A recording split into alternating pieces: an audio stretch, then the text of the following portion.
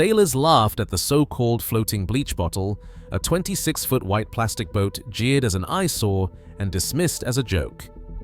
They mocked its high slab sides, its camper-like cabin, and its bargain price. Yet, in the same years, Roger MacGregor's creation quietly outsold every yacht in history, landing in nearly 38,000 driveways and forcing the old guard to ask, how did the most ridiculed boat become the most popular? Buried beneath the snobbery, there was a secret to its design. The answer begins with a single, shocking number. The first time a MacGregor 26 tied up at a marina, the jokes started before the lines were even fastened. On the docks and inside yacht club lounges, the verdict echoed in every direction. Floating Clorox bottle, Winnebago on water. That thing looks like a bathtub with a mast. The insults did not stop at the hull. Forums lit up with threads dedicated to creative mockery. One user called it a crime against naval architecture. Another dubbed it a death trap for the clueless.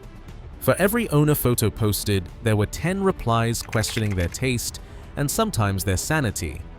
The high, boxy sides became punchlines. The all-white, molded fiberglass shell was compared to everything from a milk carton to a cheap RV. Longtime sailors, raised on teak and tradition, rolled their eyes at the sight of a 26-foot boat with a motor big enough to pull a water skier. "You call that a yacht?" asked one critic. "I call it a plastic mistake." The message boards, rec.boats, SailNet, even Yahoo groups became battlegrounds. Purists posted side-by-side shots of classic hulls and the MacGregor, daring anyone to defend the bleach bottle. The replies rarely disappointed, but underneath the sarcasm, something more was at work. The MacGregor was not just a new boat, it was a new kind of owner. For every sneer about mass-market plastic, there was a quiet resentment that the gates of sailing had been flung opened. The people who bought these boats did not care about varnish or racing trophies. They wanted to spend a weekend on the water with their families, and they wanted to do it without a second mortgage. The laughter on the docks, the viral nicknames, the message board pile-ons, none of it could erase a simple fact. The so-called eyesore was selling faster than anything else afloat. The old guard could mock the bleach bottle all they wanted, but the numbers were about to force everyone to take a closer look at what was really happening inside that big white hull.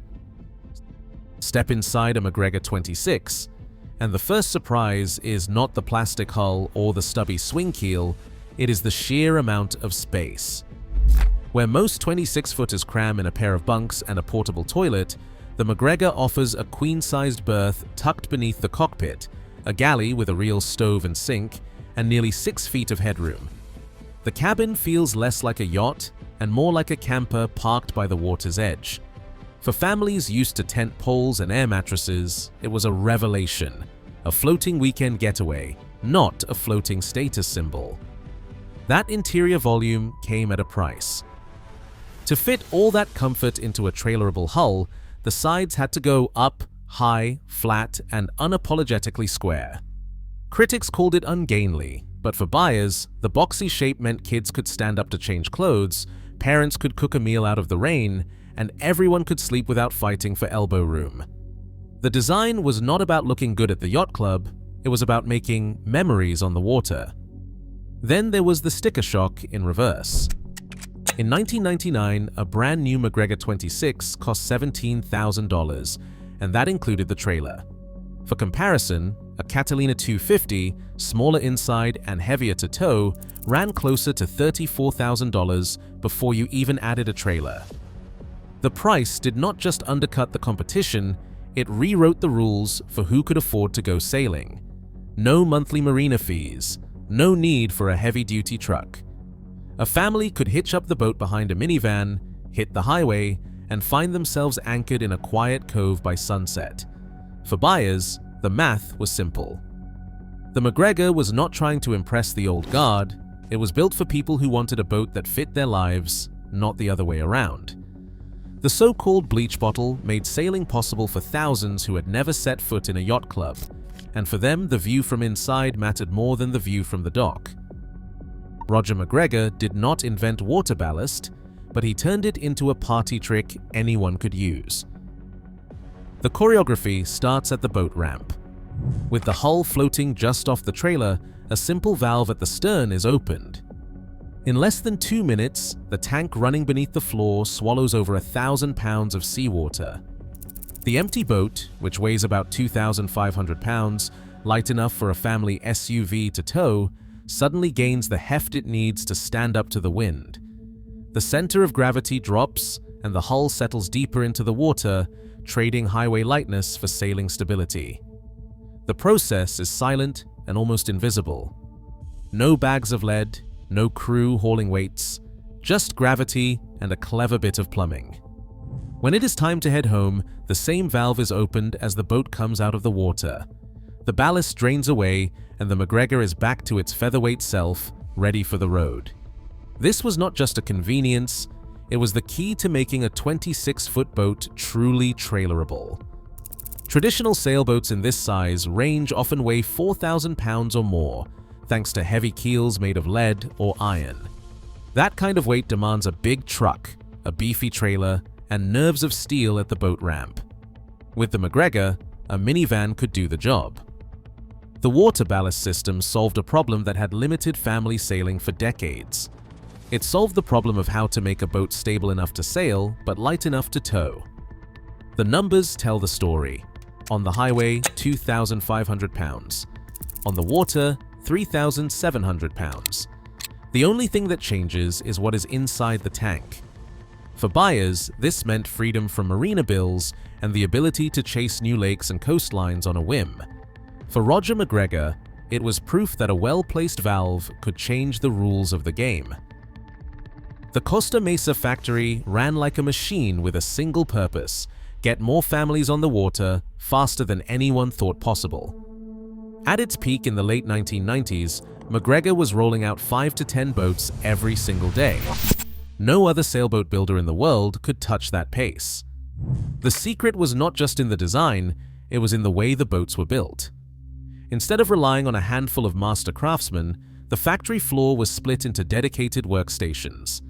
Each team handled one job, using custom jigs and templates to cut, drill, and assemble parts with factory precision. Molds were polished so the fiberglass hulls would pop free with a glossy finish, ready for the next step. Interiors and ballast tanks were dropped in as pre-formed liners, not hand-built from scratch. Even the hardware was installed in batches, guided by diagrams and sample pieces at every station. The process trimmed hours off each build, slashing labor costs and nearly halving the price compared to the competition. Quality control was not left to chance. Each hull was checked for thickness, each fitting torqued to spec, every valve tested for leaks. If something did not fit, the jigs got reworked, not the other way around. It was a system designed for scale, not for boutique bragging rights. This factory rhythm meant that by the time a boat left Costa Mesa, it was ready for a trailer, not a cradle. The numbers add up.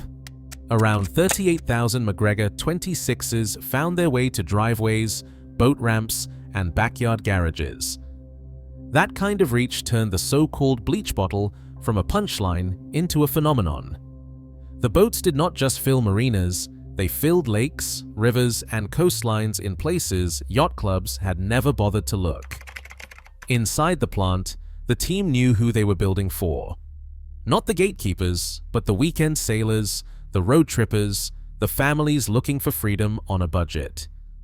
Every hull that rolled out the door was another vote for access over exclusivity, and another reason the old guard could not keep the gates closed anymore. Throttle down, and the MacGregor 26 transforms from a floating camper into something no one at the yacht club expected: a family rocket. The outboard is not a token 9-horsepower kicker. It is a full-blown 50-horsepower engine, the kind you would find on a speedboat, not a sailboat. With the ballast tank empty and the bow trimmed up, the hull climbs out of the water and planes, skimming across the surface at nearly 20 knots. That is highway speed for a sailboat, and it is not just a marketing number. Factory demo videos from the late 1990s show the boat pulling a water skier nose high, wake streaming behind. Kids who would have been bored to tears ghosting along at 4 knots are now grinning, white-knuckled, behind the transom. Parents can swap the mainsail for a tow rope, and suddenly, the afternoon is not dictated by the wind forecast. This was the promise that sold tens of thousands of boats. The MacGregor was not just a sailboat with a big motor bolted on, it was a new category. The power sailor meant a family did not have to pick between a lazy sail and a fast ride. If the breeze died, there was no drifting for hours or apologizing to restless kids. Instead, the outboard roared to life and the day kept rolling. No other boat in its class could offer that kind of flexibility. For families, it was freedom in a fiberglass shell. Sail when you want, power when you need, and always make it back for dinner. The trade-offs would come later. For now, the thrill was real.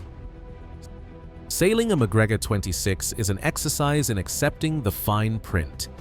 On paper, it is a sailboat that can hit 6 knots under canvas, but the reality is a little less graceful. The flat bottom and swing keel mean the boat slides sideways when the wind picks up, and in a chop, the hull slaps the water with every wave. Owners joke that you do not so much slice through the sea as bounce over it, but for most, that was never the point. The real calculation started before the boat even touched the water. Owning a MacGregor meant skipping the annual marina bill and the endless cycle of bottom paint. The boat lived on a trailer, ready to go wherever the family's next adventure called. Instead of being locked into one harbor, owners could tow their boat to a mountain lake one weekend and a saltwater bay the next. The costs added up differently too. A moored sailboat racks up thousands each year in slip fees, maintenance, and insurance. The MacGregor's numbers were simple: one payment, no storage headaches, and the freedom to park it in the driveway. There were trade-offs. The boat's handling quirks, sideways drift, and the occasional pounding in rough water were real, and no owner ever pretended otherwise.